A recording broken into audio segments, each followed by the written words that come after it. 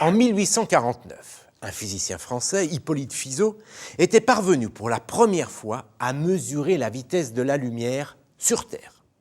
Grâce à un dispositif ingénieux, il l'avait estimé à 315 300 km par seconde.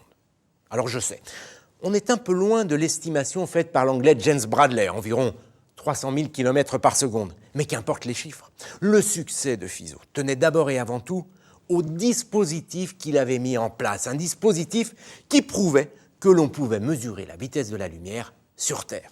Fizeau était d'ailleurs parfaitement conscient de cette marge d'erreur, qu'il attribuait à juste titre au manque de précision du matériel qu'il avait utilisé. D'ailleurs, il ne publiera même pas ses résultats. Mais ça ne l'a pas empêché d'être salué par l'Académie des sciences et décoré de la Légion d'honneur. Pour autant, ce succès n'avait pas réglé tous les problèmes. À cette époque, je vous rappelle, les astronomes cherchent à déterminer avec précision la distance Terre-Soleil. Or, pour calculer cette distance, ils ont besoin de connaître précisément la vitesse de la lumière, d'où les travaux de Fizeau. Cependant, la valeur trouvée par Fizeau étant imprécise, eh bien la question demeurait toujours en suspens.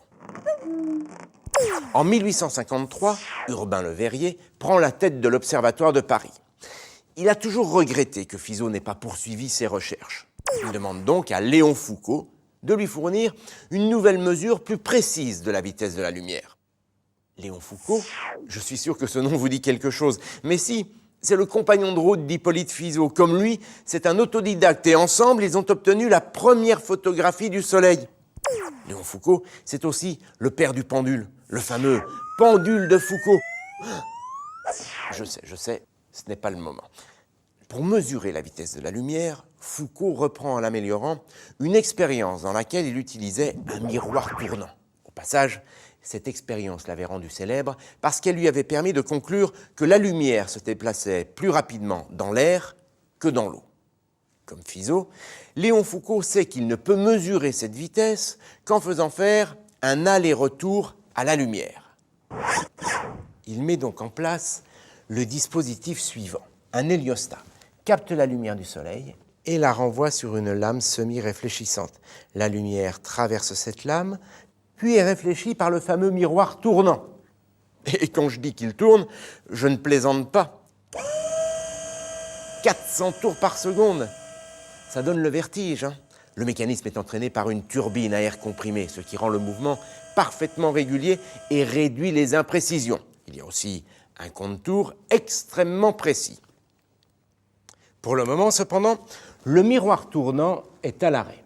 Dans cette position, la lumière est dirigée vers un premier miroir fixe, puis vers un deuxième, un troisième, un quatrième et enfin un cinquième miroir conçu et orienté de telle sorte qu'une fois la lumière arrivée ici, elle repart en sens inverse en suivant exactement le même chemin jusqu'à la lame de verre semi-réfléchissante qui dirige alors la lumière vers un oculaire.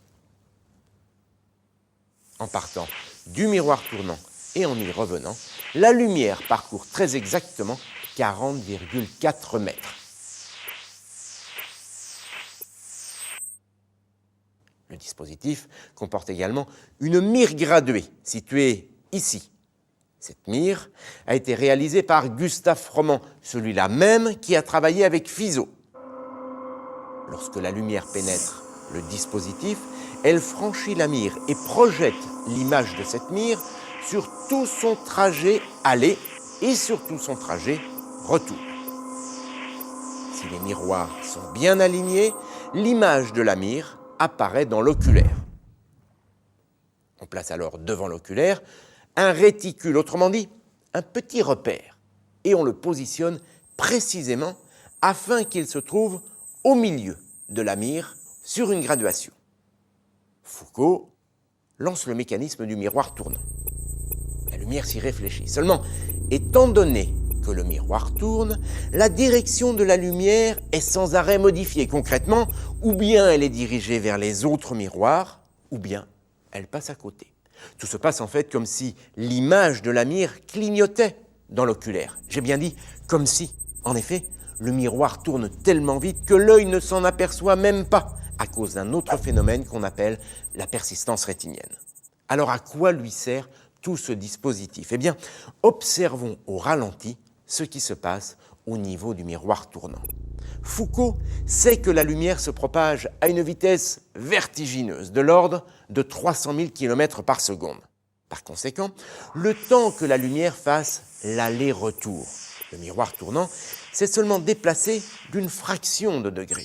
La lumière est toujours dirigée vers l'oculaire, mais elle est légèrement décalée par rapport à la lumière qui est réfléchie quand le miroir tournant est à l'arrêt. Du coup, l'image de la mire est elle aussi légèrement décalée par rapport au réticule que Foucault avait soigneusement positionné. Et étant donné que la mire est graduée, eh bien Foucault va pouvoir mesurer ce décalage. On y est presque. Ce décalage de 0,7 mm correspond à un angle de 0,02 degrés. Maintenant, souvenez-vous, le miroir fait 400 tours par seconde. Un tour, c'est 360 degrés. 400 fois plus. Autrement dit, 144 000 degrés en une seconde. Le miroir, lui, s'est déplacé de 0,02 degrés. Il suffit donc de diviser et on sait en combien de temps le miroir a parcouru cet angle, soit 135 milliardièmes de seconde. Ce temps, c'est le temps qu'a mis la lumière pour faire l'aller-retour à partir du miroir tournant, soit 40,4 mètres. Nous sommes en 1862, Léon Foucault annonce son résultat avec une incertitude de 500 km par seconde.